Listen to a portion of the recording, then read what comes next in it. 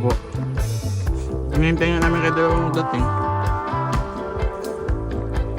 Sa mga kalpat. Madaming kalpati din yung isang lalaki na ito, no? Yung maputi ba? Sino yun? Si Tito Balong ba yun?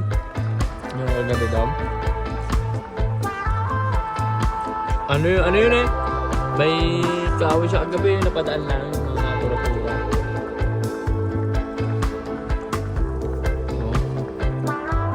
Gusto natin niya kami nung gabi, nung pagdating namin.